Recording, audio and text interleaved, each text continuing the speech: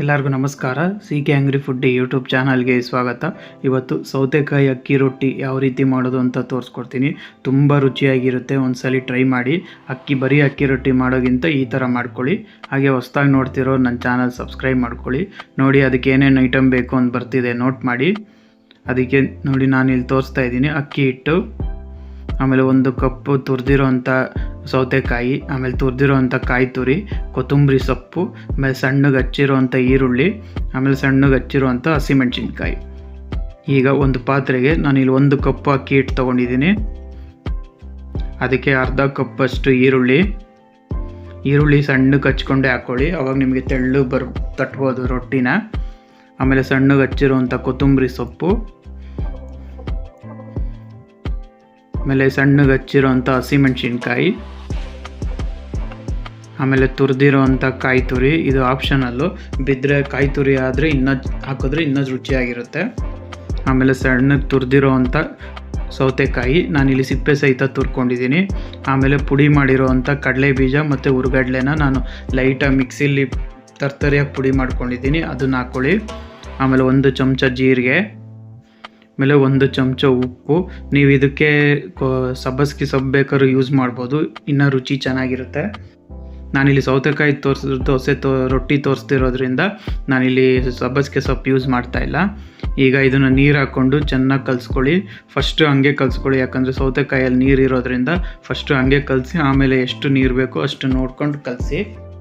ಇದು ರೊಟ್ಟಿ ಹಿಟ್ಟಿನ ಅದಕ್ಕೆ ಬರಬೇಕಿವಾಗ.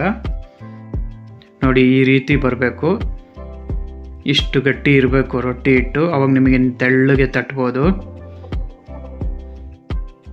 ನೋಡಿ ಇದು ರೆಡಿ ಇದೆ. ಈಗ ಇದೊಂದು ಅರ್ಧ ಗಂಟೆ ನೆನೆಯಕ್ಕೆ ಬಿಡಿ. ಅರ್ಧ ಗಂಟೆ ಆದಮೇಲೆ ನೀವು ರೊಟ್ಟಿ ಮಾಡಿ, ಅವಾಗ ಇನ್ನೂ ಚೆನ್ನಾಗಿರುತ್ತೆ. ಈಗ ಒಂದು ಬಟರ್ ಪೇಪರ್ ಮೇಲೆ ಫಸ್ಟು ಎಣ್ಣೆ ಹಾಕ್ಕೊಂಡು ಈ ಥರ ಗ್ರೀಸ್ ಮಾಡ್ಕೊಳ್ಳಿ, ಆವಾಗ ನಿಮಗೆ ಪೇಪರಿಗೆ ರೊಟ್ಟಿ ಅಂಟ್ಕೊಳ್ಳೋದಿಲ್ಲ. ಈಗ ಒಂದು ಉಂಡೆ ಅಕ್ಕಿ ಮಾಡಿಕೊಂಡು ಈ ಥರ ತಟ್ಟಬೇಕು. ನೋಡಿ ಈಗ ನೀರು ಮುಟ್ಕೊಂಡು ತಟ್ಟಿ, ಇಲ್ಲಾಂದರೆ ಕೈಗೆ ಅಂಟ್ಕೊಳ್ಳುತ್ತೆ. ಇದೇ ಥರ ನೋಡಿ ಈ ಥರ ತಟ್ಟಬೇಕು. ನೀರನ್ನ ಮುಟ್ಟಿನೇ ತಟ್ಟಿ, ಆವಾಗ ತೆಳ್ಳಗೆ ಬರುತ್ತೆ. ನೋಡಿ ಇಷ್ಟು ತೆಳ್ಳಗೆ ತಟ್ಕೊಳ್ಳಿ. ಈಗ ಹಂಚು ಕಾದಿದೆ, ಹಂಚಿಗೆ ಸ್ವಲ್ಪ ಎಣ್ಣೆ ಹಾಕ್ಕೊಳ್ಳಿ, ಇಲ್ಲಾಂದರೆ ನಿಮಗೆ ಹಂಚಿಗೆ ಅಂಟ್ಕೊಂಡ್ಬಿಡುತ್ತೆ ರೊಟ್ಟಿ, ಅದಕ್ಕೋಸ್ಕರ. ಈಗ ತಟ್ಟಿರೋಂಥ ಬಟರ್ ಪೇಪರ್ ಮೇಲೆ ತಟ್ಟಿರೋಂಥ ರೊಟ್ಟಿನ ಹಾಕ್ಕೊಳ್ಳಿ. ಇನ್ನೊಂದು ಸ್ವಲ್ಪ ತೆಳ್ಳಗೆ ಬೇಕಾದರೆ ನೋಡಿ ಈ ಥರ ತಟ್ಬೋದು ಮೇಲ್ಗಡೆ. ಮತ್ತೆ ಈಗ ಒಂದು 5 ನಿಮಿಷ ಬೇಯಿಸಿ. ನೋಡಿ ಈ ಥರ ನೀಟಾಗಿ ಬಿಟ್ಕೊಳ್ಳುತ್ತೆ. ನೋಡಿ ಒಂದು ಚೂರು ಪೇಪರಿಗೆ ಅಂಟಿಲ್ಲ, ಈ ಥರ ಬಿಡಬೇಕು. ಅದಕ್ಕೋಸ್ಕರ ನೀವು ಎಣ್ಣೆ ಗ್ರೀಸ್ ಮಾಡಬೇಕು. ಈಗ ಕರಿ ಆಗೋದಕ್ಕೆ ಸ್ವಲ್ಪ ಎಣ್ಣೆ ಹಾಕ್ಕೊಳ್ಳಿ. ನೀವು ಬೆಣ್ಣೆ ಬೇಕಾದ್ರೂ ಯೂಸ್ ಮಾಡ್ಬೋದು, ಇನ್ನೂ ಚೆನ್ನಾಗಿರುತ್ತೆ.